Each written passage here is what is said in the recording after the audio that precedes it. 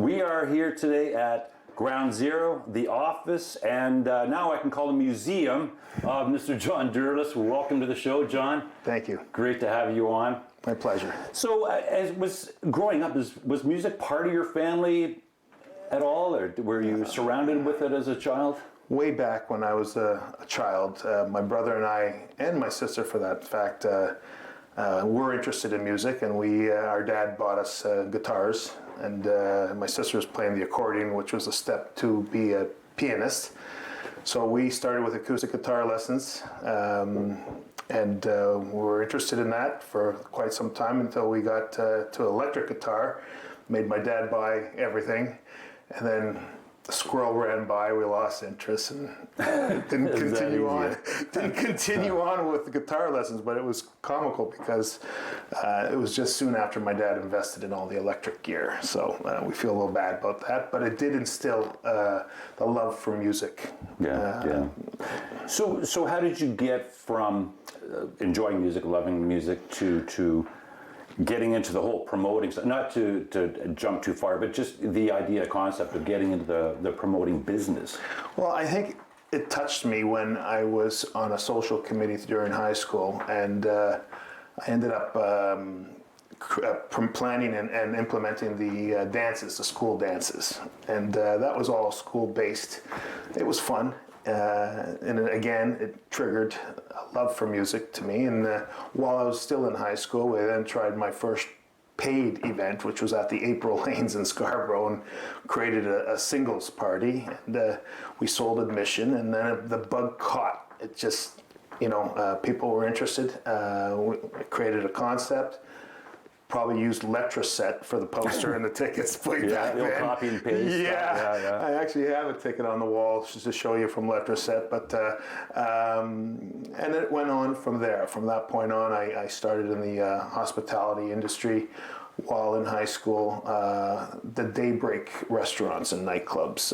There's 2 locations at Kennedy and Finch and Leslie and Finch, and I worked there as bartender, waiter, cook, went up the ranks to manager, and then I was manager of both locations, and the proprietor there was Gino Carlaveras, and him and I then opened up Goodfellas at a later time in Barrie. So, but while I was there, I decided to check out a visit with my cousin Carl, who owned the Limelight.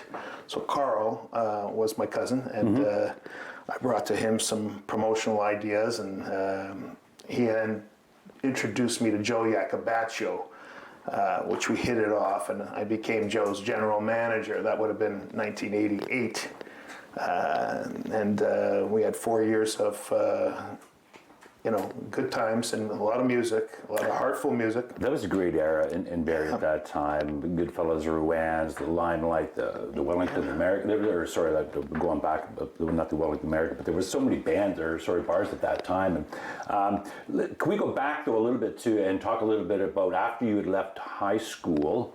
At what point did the Docks all come into play with all that? Okay, so the Docks, that was a very interesting period of my life, almost a decade. So I was at Goodfellas at that time as the proprietor, and I had a visit from Jerry Sprackman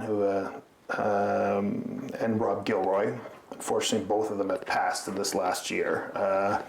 But they basically recognized that I was promoting strongly and had a strong operation there with a lot of bands, a lot of theme nights, and they scouted me out, made me an offer, pulled me from Goodfellas to be the marketing director. Well, year 1 I was operations, and then year 2 to about 8 years later was the director of marketing of the Docks Entertainment Complex, and that was a hell of an experience. I have a couple of highlights I should explain to you about, or talk to you about. Yeah, I'd love to hear what was going on at that time at the Docks. Number one, it would be Victoria Day weekend, and all of a sudden be Labor Day weekend. It was so packed of events and themes, and it was just, it was a large venue, 10,000 people.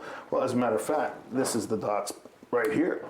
Oh yeah, very cool. So this is the club here. There's the patio, the recreational golf, drive-in theater, all under the marketing umbrella from was under my control at that time, with a big team, not just me. But anyways, it was a big undertaking. It was a big undertaking and quite a challenge. It basically gave me the connections I have today, and working with all the agencies and the marketing elements, the sophistication of how to break down impressions and sell sponsorship, all derived from the Docks Entertainment complex. So we'll rewind and get back up to the day with Goodfellas and Rouens and Continental as well. Yeah, that was a pretty good party time at that place as well. While we're at Goodfellas, I had 2 concerts at the Continental, and it was we named it Huronia Concert Hall. Yes. So we did Honeymoon Suite and The Game there. Scott Hunter, his band The Game, which is, I think it's just Hunter now. He opened up for Honeymoon Suite, Johnny D, Derry Green, good friends of mine. And then we did Triumph, second show there. And both went off. It was a hell of an experience, but so 2 shows there, and then from there I went into the Rocks while I was at Goodfellas. So way back then I became the promoter of the Rocks venue, which transitioned to many names and so forth. But over the last, for the majority of that period, I was the promoter on record, bringing in the most amount of shows into that building. And it went back and forth from there to the Ranch a couple of times with some transitions of ownership. And now back working with the Ranch because of, unfortunately, that building, which the latest company was Mavericks, is a victim of COVID and will not be reopening under that name. But so working on things now with Sadlin Arena, Waterfront Festival, and the Ranch to see what sticks. A lot of irons in the fire right now. Wish good way of wording it. Let's see what sticks. Yeah, I mean, it's a tough time being in the tail end of a pandemic that they're saying may never end, right? So you really got to do things wisely. And I'm not sure if I should be sitting back, keeping my powder dry right now, or which is very hard for me to do, so I'm already, I've got offers in already on several significant large bands, but 2022 shows that need a home and may find themselves in a venue, in an arena, or on a waterfront festival, and I'm persevering towards that to keep me motivated, and I always have the love of music, and I always like to help the indie scene move along as well. I started that Breakout Sound program that I'd like to get back to that and bring the indie bands to the large stage. One thing I was going to apply to you is that the fact that you do support the local bands quite a bit. You always use the locals as openers, which I've experienced. And I think being a part of that whole community and offering means a lot to some of these young bands. Do you get feedback from a lot of the bands, kind of saying thank you, or to get feedback from the the opening acts or sort of the original acts commenting on some of the opening local acts? It's not easy to get them on to the bigger stages because the bigger acts are part of management companies that wish their developmental bands to put on that show. So I'm always fighting to give them that spot, and it's appreciated certainly when I win that fight, and now I build it right into my offers, and I say that that's an integral part of the offers because we have this music program, Breakout Sound. So bands are appreciative. I'd like to get it to the point where it really makes a difference in their careers, not just the experience of on a bigger stage. It gives them airtime on Rock 95 or studio time, a lot of digital assets from the show with a big crowd, that help them move along all their social channels to the next level. But I'd like to give them the opportunity of what the agents and managements are always trying to do, and that is to connect them with a North American-wide tour, or at least Canadian tour, and make that part of the prize package, or the investment, the return on their investment for working into the program. Yeah. Sort of on the same wavelength too, as far as community support and being active. You have a great relationship with community, with Rock 95, and as well as I understand, recently you also donated a a bunch of memorabilia as well. Is it really important for you to be part of the community and have this relationship with other media, et cetera? Yes. I mean, I believe music is from the heart, and your heart tells you what the right thing is to do. And when people need help, you try to use music to give them that help. And over the span of a 35-year career, more so in the first 3 quarters, there was significant donations to whether it's the toy drive or Radio for Cardiology, Jamming for Jamie, the Canadian Mental Health Association. It goes on, and there's hundreds of thousands of dollars that Impact Live has contributed towards a wide spectrum of charities or service clubs, mostly in the previous years and the first half of my career. Because as I get older, the earning years become less, and I have to start thinking, that we have to earn, right? And it's not getting easier; it's getting harder as far as the viability is concerned. So, still trying to figure that out as we go, move along, but it's like a work in progress. Yeah. When you developed Ticket Break, was part of that talking about pinching and saving a penny here and there, was part of the concept of Ticket Break, was it also to relieve the middleman, and you kind of taking that role of, or I remember at that time too, there was a lot of screw ups, and there was people were buying tickets in bulk, and there was all kinds of weird the industry, things. Yeah, fraud and so forth. And, yeah. Well, Ticket Break was a product of my experience at the docks. We were engaged with Ticketmaster at that time. At that time, there was only Ticketmaster, Ticket Pro, Audience View, and then I created Ticket Break with a team of technical team I had. It wasn't just me because I'm not a programmer by any means. But so around 2004, I did analysis on the Ticketmaster scenario, and they're making a lot of money on back then the bank rate was 4.9%. They're probably paying $1%. I hope they don't get mad at me for seeing this, but disclosing this information. So I did the math. I had technical people in working with me at that time. We created a partnership and we developed Ticket Break, and that was doing quite well at some point through 2004 to about 2008, and then the world started crashing in with car companies, banks were all starting to crumble during that recession, and we were lucky enough to sell it to Maple Music, who then sold it to Ticketfly, who then sold to Eventbrite.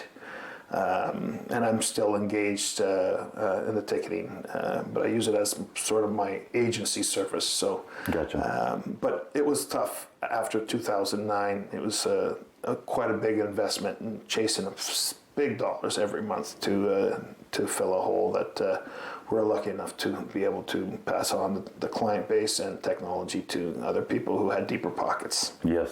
Yeah. I look around these walls. And the names of some of these bands that Wilcox, Thornley, Glorious Sons, Misfits, I can go on and on.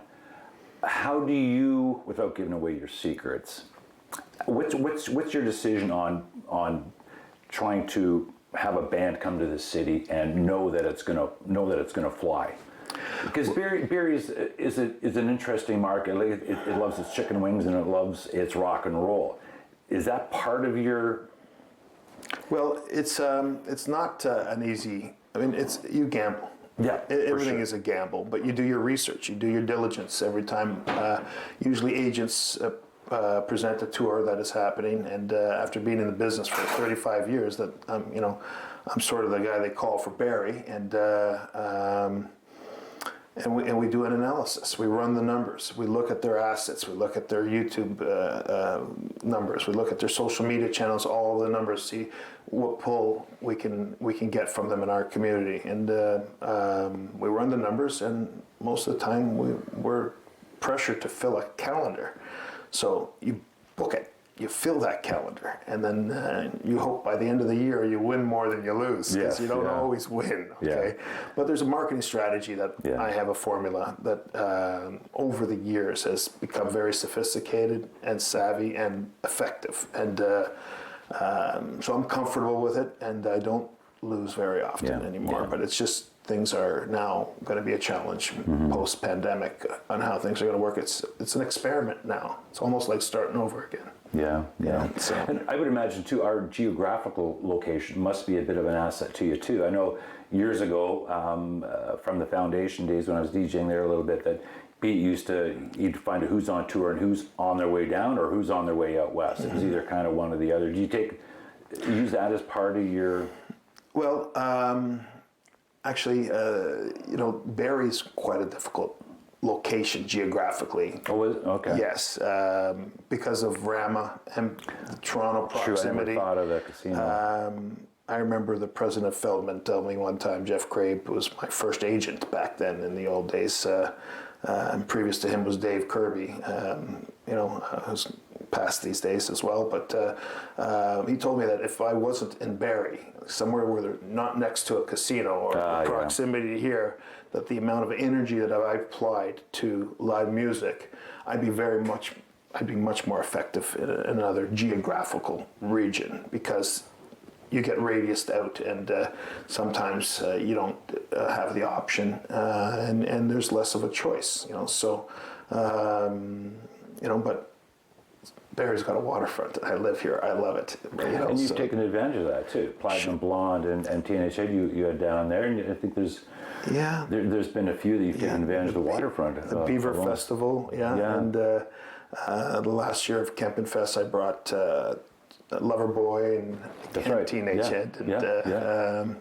so there was that was 2019, and then COVID hit, right? So so there's a lot in the works still. I'm hoping to revisit that waterfront opportunity. Nice. So outside of music though, because there's a lot that you are involved with outside of music. Do you want to talk a little bit more about some of the other projects that you've done in the past that have not necessarily been musical projects? Well, it was always a part of the music though. Sure. Like the Take a Break for one. I've dabbled in a company called AeroBiovac recently that purifies air. Is the only technology on the market today that actually kills viruses of smallest micron, which pass through the regular HEPA filter scenario. But even me joining that team as a business development person was for the live music scene, so that when we get on the other end of this pandemic, if there is another end, we have systems that can clean the air and make it more comfortable and confident for dealing with the hesitancy that may be out there. We're about to see whether there's a hesitancy or not, because shows are now coming back online, and I'd like to have that in my pocket, that technology to put into place, and that was also still a product of live music. So pretty much everything I've done is related to live music. You were involved with, we talked a little bit down earlier about fight promotions and things along that line that you had gotten involved with? Yeah, that was, so the Fight Network at one point were a big shareholder of Take a Break. So that was a ticketing component to get them to use our company, and they were a shareholder. And at that time, anybody who wanted to sell tickets through that platform would be happy to take them as a client. So it was relative to that ticketing technology, the Fight Network and Fight promotions. Yeah. Canada Day, 2012, I believe it was, you had Tragically Hip. How important of that gig was that to you? It was a very well attended concert. Yeah. Did that kind of take you to a different level, or? Well, I gotta honestly say that was not my show. That was you were part of it. AEG did that show. They retained Impact Live to handle the local marketing and sales. Okay. So we were engaged with that from a local perspective, and it was exciting and it was fantastic. And we did the rock stock the night before of it. That's so right. I did local bands on the Burroughs Creek smaller stage, and then facilitated a local in-person sales, plus the promotion here. So excellent opportunity, and I appreciate Elliot Lefko for giving that to me. Yeah. Yeah. How have you, from your perspective, how have you seen the music industry change over the last several years? Not necessarily from a promoter's point of view, but as far as crowds, maybe the demographics, the music itself. Do you see patterns with rock and roll changing, and thus changing kind of who's coming out to the shows, or is it pretty well stayed steady throughout the years? Well, there's always transition as people get older, and the amount. I mean, Rolling Stones and Led Zeppelin. I mean, are those bands starting to come from the? Are they still starting? I mean, is the Glorious Sons going to be there? Is Greta Van Fleet going to end up being? So I feel there's a bit of a void, and there's less of that caliber of development of that band. That's that caliber of development that is doesn't seem to be coming out as much as I would think it was when I was earlier in my career. So it does concern me that choices will be less and more like effective sales too, from ticket perspective. When there is less of a choice. So I'm trying to adapt to every scenario and every genre, and that's why I don't limit myself to say rock or country or hip hop. To me, it's you run the numbers and you invite the local music scene to take advantage of the opportunity from the investment that's coming through, and it's a big wheel that turns, and it's been stalled now due to COVID, but we're going to turn it again, and the concern that is out there is it viable with the hesitancy and the restrictions, and but we're going to find out. I'm certainly not laying down, and I have lots of offers in and confirmed shows already. So we'll see where that takes us. Yeah, with that, with the restrictions and that, are you constantly thinking of other means or other ways of still going ahead with these shows and using restrictions within your powers? I know for a while they were using drive-ins and putting circles around certain squares, and people can go here and go there. Has any of that kind of been brought into play as far as? From my perspective, if I'm having to go that far, too much work. I'm done. Yeah. I've had a good run, 35 years. Yeah. But if it comes back where we can have general admission shows or seated shows at 100% capacity, and it's safe, and we can conduct it in a way with air filtration and common sense, I'll continue. But if it's to the point where we're in quads and boxes and this and that, that's my career will become my legacy, and that's what I'll remember and move forward as a consultant, most likely. I'm never done. No. I'm always available. I can't see you finishing up completely. I'm always available. Yeah. There's a lot of experience packed up into here, and it could be valuable to the right business owners. And I just, I'm going to see where it takes us. Yeah. Is there any gigs that stand out in your mind over the last 35 plus years? It's got to be close to 40, isn't it? Or don't age me that stick much. at 35. It sounds better I've than been 40. saying 30 plus, but really Okay, it's 30 plus sounds it was even better. 85. Well, you do the math. 1985 is when it started. It was when I incorporated Impact Management Inc., which turned into Impact Live. So gigs, yeah. I mean, the Docks was a very special time. I mean, I'll just tell you, I had, and it was the night that Princess Di was killed. Okay. I had the Swimsuit Canada finals. One of my companies was Swimsuit Canada that I ran through the Docks, and it happened to be during the day.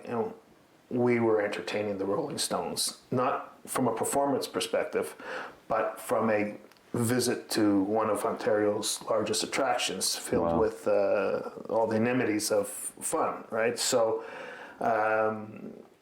It was then that Rob Gilroy said, we're going to have the Rolling Stones here, and you got the Swimsuit Canada models, and maybe we could give them some sort of area where they could meet some of them and so forth. And I said, no problem, but I got to show up. I got to be there.